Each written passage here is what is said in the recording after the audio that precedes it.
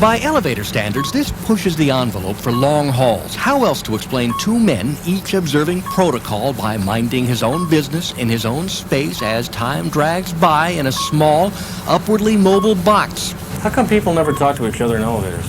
It's not proper elevator etiquette. The concerns about this fire, twofold. First, there's a neighborhood in Myers in that direction. It threatens that directly. But also here on Highway 89, it could cross, and there are homes over here. If this looks like a movie, well, it didn't happen by accident because, well, it is, only in 90-second form. You see all these appliances back here? Every single one of them is computer-generated separately. There were thousands of them layered and then cut together. The project took 6 months and cost $1.5 million. Beyond the damage, what frustrates residents the most is that within hours of his arrest, Berg was a free man again, released from Sonoma County Jail without bail. You can blame COVID for that, they say. Now fast forward to this morning. He was arrested again for assault. I want you to get a sense of what it was like to be inside one of these planes where there were 10 crewmen. Assume for a moment this plane had been hit and you had to get out. This is where the pilot would have gone. I've got to go 2 floors down. Me and 10 other men scurrying out from behind there. Now imagine that the plane is going down, you don't have much time, and you're still trying to get out. You have sharp equipment everywhere.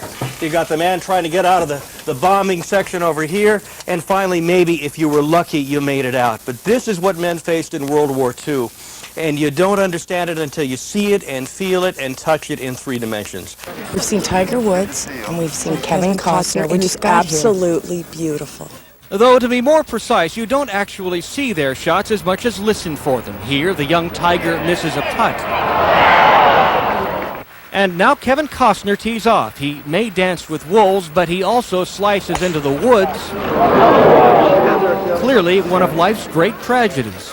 Tell you the truth, we spent about an hour trying to get a look at Tiger Woods. We didn't really get to see very much, so maybe we'll try to see somebody else. And still, it's so beautiful. It's hard to tell from looking at them now, but Stephen stacked these pianos chronologically. This is 1865 behind me over there, the end of the Civil War. And if you move clockwise around the room, you can trace more history the same way you would with the rings of a tree. That's the invention of electricity over there, the turn of the century. You're looking at World War I. And behind me here, 1930. That's the last piano Steve kept. He says that's when they stopped making good ones. By now, the story of what happened here has transcended fact and become part of the legend. James Dean came down this hill doing perhaps 80 miles an hour in his small Porsche convertible. He passed one car, was blocked in by a second, and then he was blinded by the sun setting behind those coastal hills. By the time he could see again, it was too late to avoid a third car making a left turn in the intersection ahead. To get to Carver's, we rented a car and we drove. And drove, and drove, for Hours.